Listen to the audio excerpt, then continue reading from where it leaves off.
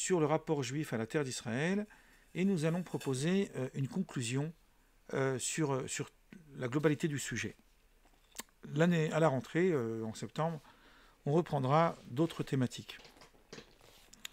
On peut faire une sorte de synthèse à partir de quelques axes d'entrée qui ont été essentiels dans ma réflexion. J'ai tout d'abord, et je vais à chaque fois apporter quelques éléments de conclusion, j'ai tout d'abord réfléchi sur la question du projet sioniste en tant que projet politique. Quelle est son origine, quelle est sa portée et d'où il vient. En gros, nous avons démontré que le projet sioniste n'était pas à l'origine un projet qui s'inscrit dans la réalité juive dans le sens de son rapport au judaïsme et de son rapport à la Torah.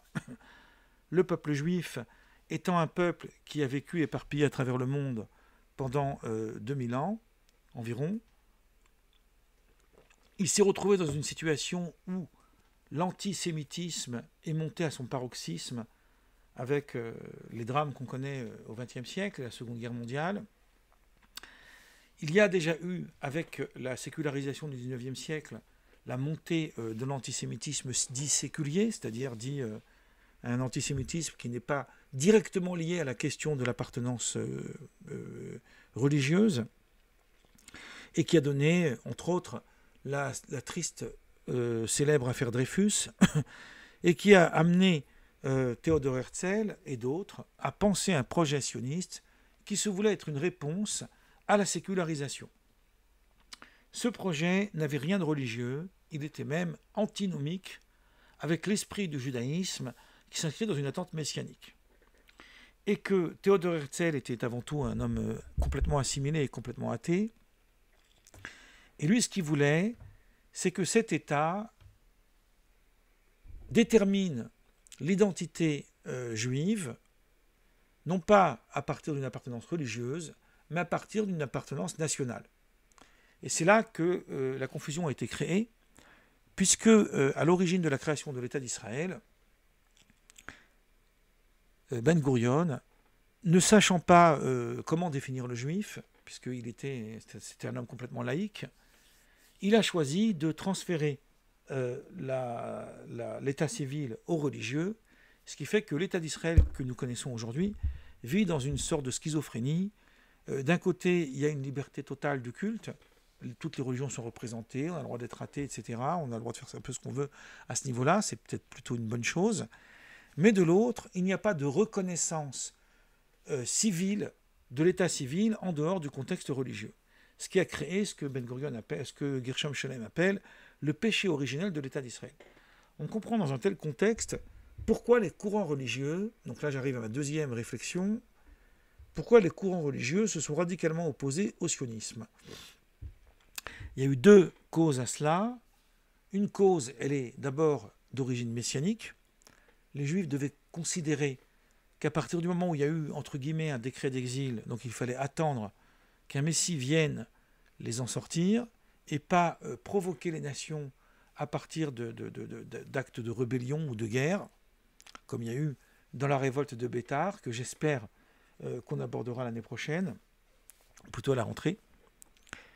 Et donc à partir de là, on a montré qu'il y a eu 4 approches globales dans leur rapport religieux au sionisme. Il y a eu ceux qui étaient, les Satmars et tout ça, je ne vais pas rentrer dans tous les détails parce qu'on a déjà vu tout ça, qui étaient profondément anti-sionistes. Pour eux, il n'y a pas d'autre salut en dehors du messianisme. Et ils ont même considéré le sionisme comme relevant d'un faux messie, d'un faux messianisme, comparable à l'époque de Shabbatai Tzvi, les franquistes et tous les faux messies qu'il y a eu dans l'histoire. Et donc pour eux, il fallait rejeter l'État dans sa globalité, toute son existence. C'est contraire à la réalité juive et religieuse. D'autres courants se sont montrés plus nuancés, comme par exemple les Lubavitch, qui eux ont estimé qu'effectivement l'État d'Israël contrevenait au principe même de l'attente messianique juive, et qu'il ne fallait surtout pas considérer l'État d'Israël comme un pas vers la délivrance divine, donc la délivrance messianique, mais de l'autre, il fallait considérer l'existence de cet État comme légitimité d'un point de vue sécuritaire. puisqu'elle assure la survie et la sécurité du peuple juif qui y réside, et aussi d'autres personnes qui habiteraient là. Et qu'à partir de là, la question du conflit avec ses voisins n'est pas une question d'ordre religieuse, c'est-à-dire dans le sens d'une réalité dite eschatologique qui va vers la fin des temps, mais plus une réalité qui concerne le point de vue stratégique lié à la sécurité. Alors, le lien avec le religieux, même si c'est un lien indirect, c'est un lien quand même, se situe au niveau de la loi de Pikuach Nefesh, c'est-à-dire la sauvegarde de la vie, qui considère que toutes les lois religieuses doivent être repoussées pour la sauvegarde de la vie, y compris bien sûr un acte de vouloir créer un État qui contreviendrait à une croyance messianique. Si la vie humaine est en danger, c'est la vie humaine qui passe d'abord avant toute idéologie. Alors, on a analysé un petit peu ces points de vue et montré à quel point ils contenaient des failles dans la réalité contemporaine vraiment, vraiment immédiate. Je laisse ça.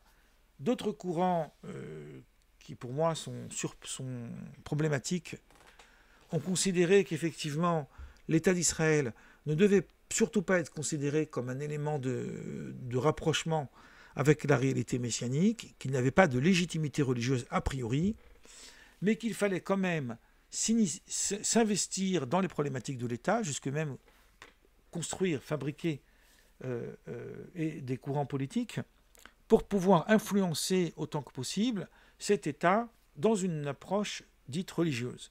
Ce qui a donné lieu à un grand courant qui est né au début du XXe siècle, qui est la plus grande dominante du judaïsme orthodoxe d'Europe de l'Est, qu'on appelle la Agudat Israël, mais qui après a eu des scissions, et même les groupes dits séfarades ont été partie prenante de ces courants-là plus tardivement, et ils ont créé leur propre courant politique, dont l'un des plus connus est le Parti Chasse. Et puis ensuite, il y a un quatrième courant qui nous a intéressé plus particulièrement, qui constitue vraiment l'une des graves dérives du rapport entre le sionisme et le judaïsme. C'est le courant affilié à la pensée du Rav Kook, même si sur la pensée du Rav Kook, personnellement, j'y proposerai pas mal de nuances. J'ai déjà abordé ça, donc je ne le reprends pas. Qui considère au contraire qu'il y a ici un acte religieux, voire même messianique, dans la création de l'État d'Israël, et que c'est une des étapes qui préfigure la venue du Messie et la finalité de l'histoire. Rien de moins que la finalité de l'histoire. Les plus graves dérives de ces courants-là, même s'ils ne sont pas tous dans cette logique-là, c'est carrément de trouver des moyens, à la fois politiques mais aussi militaires, pour élargir les frontières, jusqu'à garantir ce qu'on appelle le Grand Israël. C'est un concept qui n'a jamais existé, mais qui a été inventé par eux. Et aussi s'installer au lieu saint de Jérusalem pour essayer de reconstruire le troisième temple qu'on attend tous, bien évidemment. Bon, on comprend les dérives, les dangers que cela a pu avoir. Même les courants dits sionistes religieux, même si on a récusé le terme, les courants officiels ne sont pas d'accord avec ces extrêmes-là, mais on voit bien qu'il y a une tentation d'aller vers ces extrémistes. Nous, à partir de nos faibles connaissances, on a démontré que c'était complètement contraire à la loi, notamment par cette question liée aux lieux saints. Qu'est-ce que ça veut dire les lieux saints? Je ne reprends pas ces sujets-là, c'est simplement pour poser les éléments. Et puis ensuite, nous avons abordé la question de la situation actuelle, plus particulièrement de la situation actuelle. Et on a montré que dans la situation actuelle, on ne peut pas imaginer occulter la question des voisins, et plus particulièrement la question palestinienne, puisque cette question-là relève d'espaces territoriaux qui ne sont plus, dont Israël ne devrait plus avoir la mainmise, et donc vouloir les défaire de leur relatif pouvoir sur ces lieux-là relève de guerres de conquête qui ont été abolies depuis la fin de la destruction du premier temple. Je dirai encore quelque chose un petit peu plus tard sur ce sujet précis. Maintenant, on a ensuite proposé une lecture talmudique, qui est presque une lecture annexe, sur le rapport entre les étapes messianiques dans mis en miroir, mis en regard avec la création de l'État d'Israël. Maintenant, je voudrais arriver sur un autre sujet qui a été un sujet qui a parcouru toutes les étapes de notre réflexion et qui est pour moi un sujet qui est fondamental, qui est le rapport aux nations. Je vais ajouter ici quelque chose qui n'a pas été dit avant, mais qui s'ajoute à tout ce qui a pu être démontré. On sait que le judaïsme, a priori, tel qu'on le conçoit, n'est pas une religion prosélyte. Il n'y a pas de notion universaliste dans l'identité juive telle qu'elle existe. Alors, il y a eu des missionnaires chez les juifs avant, ça il ne faut pas le nier, mais il n'y avait pas de volonté prosélyte a priori. Mais il y a quand même une sorte de prosélytisme qui existe dans le courant juif, qui relève plus, si je veux parler d'un point de vue philosophique, non pas d'une question d'ordre religieuse, mais d'une question de responsabilité. C'est-à-dire qu'il y a, dans le judaïsme, ce qu'on pourrait appeler une éthique de responsabilité, donc c'est un terme extrêmement moderne, il n'y a pas d'équivalence dans les textes anciens, mais il y a des éléments qui tentent à pouvoir affirmer ce que je dis maintenant, qui est l'idée qu'il faut que le juif fasse tout ce qui est en son pouvoir pour promouvoir une justice à travers le monde, pour qu'il y ait une justice à travers le monde. Le principe de justice est le fondement même de la Torah. À partir de là, le judaïsme, je ne fais pas ici de jugement de valeur sur ce qu'on appelle l'anarchie, c'est l'antinomie de l'anarchisme. C'est l'idée qu'il faut qu'il y ait un pouvoir, que ce pouvoir procède d'une justice pour que les affaires du monde soient bien réglées. Il y a un aphorisme assez ferme, j'ai presque envie de dire, assez véhément dans les Pirkei Avot, les maximes des pères, qui dit qu'il faut prier pour la paix de l'État. Vous savez que dans les synagogues, on prie pour la paix du pays où on vit. Parce que si l'État n'existait pas, les êtres humains s'entretueraient entre eux. Ça va pas plus loin. Il y aurait donc une absence de justice, une absence de droit, qui ferait que les êtres humains ne seraient pas protégés. Donc il y a l'idée qu'il faut qu'il y ait une justice. À partir de là, l'attitude d'Israël aujourd'hui, c'est une critique plus philosophique, je vais dire, dans son traitement de la question palestinienne, même si évidemment Israël a le droit de se défendre après le 7 octobre, il n'est pas contraint de subir les violences qui sont à l'encontre de son existence. Je ne discute jamais du droit à se défendre, je discute davantage des méthodes. Pour moi, c'est les méthodes qui sont récusées, mais pas le droit en tant que tel. Mais aujourd'hui, on arrive à une aberration, c'est que la relative autonomie, parce que même le mot autonomie est un mot qui pour moi est sujet à caution, même la relative autonomie qui avait été offerte à ce peuple palestinien voisin des Israéliens est maintenant mise en défaut, d'abord parce que Gaza a été quasiment détruite, et aussi parce que ça a affaibli le pouvoir en Cisjordanie, en multipliant les colonies, etc.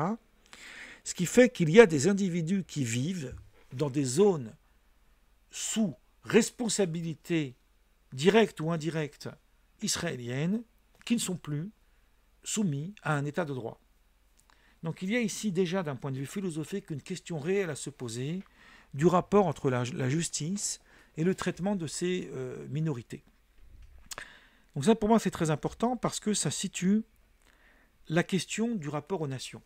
J'avais longuement, et c'est peut-être l'un des éléments les plus importants de ma réflexion, qui est le rapport aux nations du monde. Nous avons montré, à partir des textes maintenant, les textes anciens, on s'est basé même sur les prophéties qu'on retrouve dans le livre de Jérémie, après la destruction du premier temple par Nabuchodonosor, où les Juifs ont été exilés en Babylonie, que le retour n'a pu être effectif que par l'intermédiaire du roi Cyrus, qui est le seul non-juif de toute la Bible, qui est appelé Messie. À partir de là, les rabbins on déduit, il y a tellement de preuves pour justifier ce que je dis, que je ne vais pas reprendre, parce qu'on a vu déjà les sujets précédemment, que la sainteté même de la terre d'Israël repose sur le fait qu'elle ne soit pas l'objet d'une conquête, mais qu'elle soit initiée par la coordination du monde. Parce que toute conquête est récusée par une autre conquête. Elle est annulée par une autre conquête. Et Maïmonide le dit clairement. La terre d'Israël a perdu sa sainteté au moment où Nabuchodonosor a conquis la terre d'Israël et a détruit le temple. Puisqu'elle avait été initiée par la conquête de Josué, donc la deuxième conquête annule la précédente. Pour que la légitimité de la sainteté, et ici la sainteté c'est au sens du rapport aux lois d'Israël qui concernent ce pays, puisse subsister dans le temps, il faut que ce ne soit pas le fait d'une conquête, mais le fait d'un accord qui a été octroyé par les nations elles-mêmes, par les nations du monde. Ce principe, c'est un fondement même du rapport au texte religieux. Or, il se trouve qu'aujourd'hui, la question du droit international est une question qui est complètement bafouée. Alors, est-ce que véritablement, parmi les acteurs de l'ONU, tous sont impartials? Est-ce qu'il n'y a pas des dérives, etc. C'est une question qu'on peut poser et qu'on peut essayer d'entrer dans chaque détail. Mais d'une manière générale, il y a ici un principe qui tend à ce qu'Israël se désolidarise de la coordination du monde et mette donc en question son rapport à la terre, y compris d'un point de vue des textes religieux eux-mêmes. Mais il y a encore on pourrait dire plus grave que cela. Il y a le rapport au Messie. Les Juifs attendent un Messie. Bon, on a démontré l'aspect inconcevable d'un point de vue rationnel de sa venue, mais qu'en même temps, la venue du Messie procède d'une foi qui est importante pour la vie juive, pas simplement dans les temps messianiques, mais même dans les temps actuels, puisque vivre la notion d'exil en parallèle avec la notion de ce qu'on appelle la Géoula, c'est-à-dire la notion de délivrance, c'est quelque chose qui fait partie même de l'initiation interne. On abordera dans une des séances plus tard, je le promets, une réflexion très profonde à ce sujet du Maharal de Prague. Je ferme la parenthèse.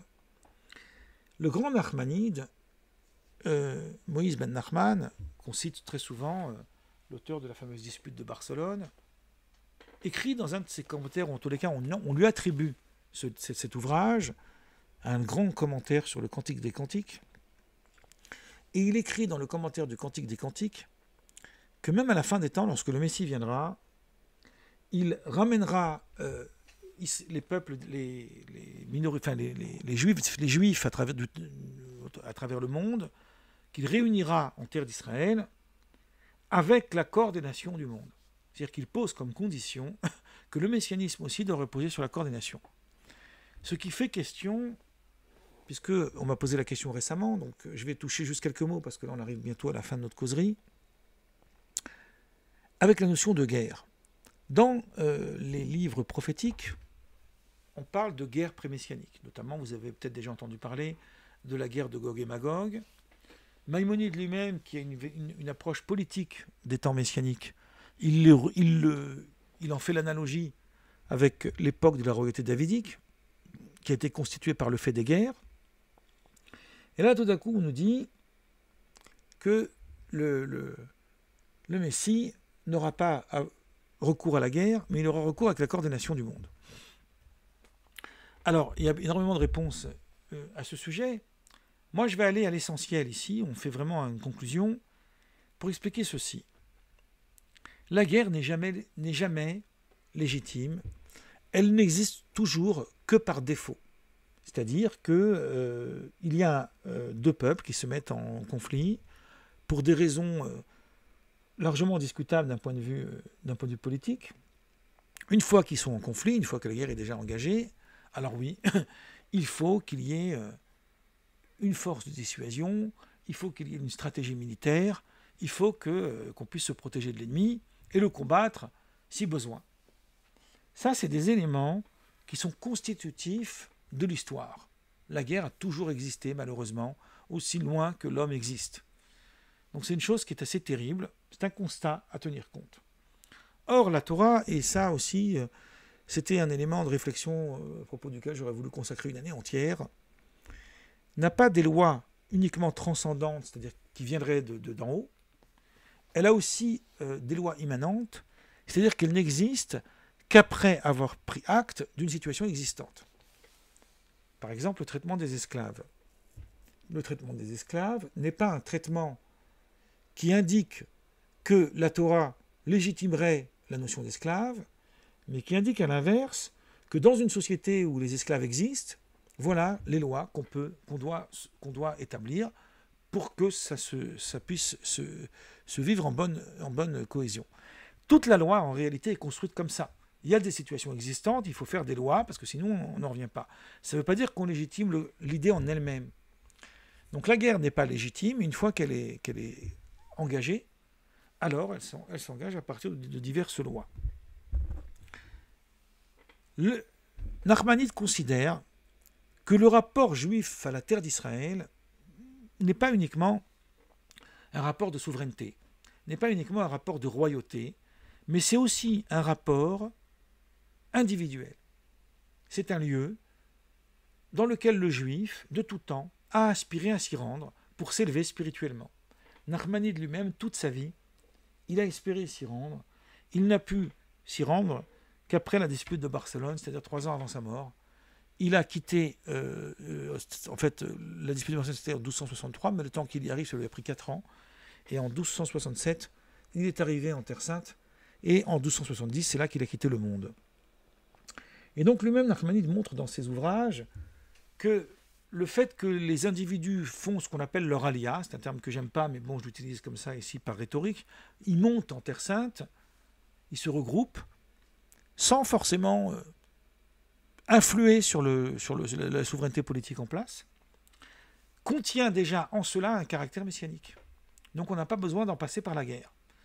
Donc on voit bien qu'on peut prendre du recul aussi sur ces questions-là, sans le justifier à partir des guerres. Et le dernier élément que je voudrais dire, pour conclure en fait toute ma réflexion sur le sujet, c'est le danger le plus grave peut-être, de cette volonté de vouloir revenir à la souveraineté juive, que j'appelle avec humour la charia juive, qui existait aux temps anciens. C'est-à-dire qu'à partir du moment où les rabbins ont cessé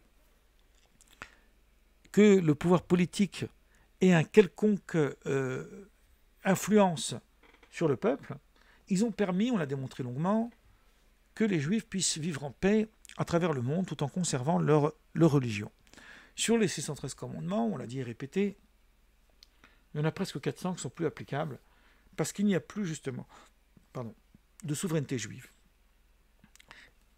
Cette question de la souveraineté politique juive est une très très grave question parce que l'État d'Israël aujourd'hui, qui est un État a priori, on va dire séculier, en tous les cas il n'y a pas la charia religieuse qui gouverne cet État, est en train de le devenir petit à petit par le fait que les courants politiques, avec l'aide de l'État, s'arrangent un pouvoir qui leur a été retiré, non pas par la politique, non pas par une force extérieure, mais par les rabbis de l'époque de la Mishnah et du Talmud eux-mêmes. C'est-à-dire en réalité, toute la vision de l'orthodoxie juive, pas seulement libérale, même de l'orthodoxie juive, était justement de prendre des distances avec le pouvoir politique pour la pérennité du judaïsme. Et voilà qu'aujourd'hui, ces gens-là veulent nier l'importance de ce qui a été fondé depuis plus de 2000 ans pour créer dans cet État une sorte de souveraineté religieuse qui leur octroierait un pouvoir jusqu'à même peut-être, espérons que ça n'y arrivera pas, rétablir la peine capitale, etc. Donc on voit qu'ici il y a un très très grave danger. Jusqu'où va le rapport juif à l'État? Est-ce que le rapport juif à l'État se limite à un rapport où l'État d'Israël reste le lieu où le juif peut mieux appliquer sa religion? c'est une chose qui est tout à fait acceptable, ou au contraire, devient la justification d'un nouveau paradigme relatif à un nouveau judaïsme qui met à la fois en danger le monde environnant, mais met surtout en danger la pérennité de l'existence juive et l'authenticité d'un judaïsme qui dure depuis des milliers d'années. Voilà, je vais conclure là, et puis il y a encore beaucoup à dire, mais il faut à un moment donné arrêter. Voilà, merci.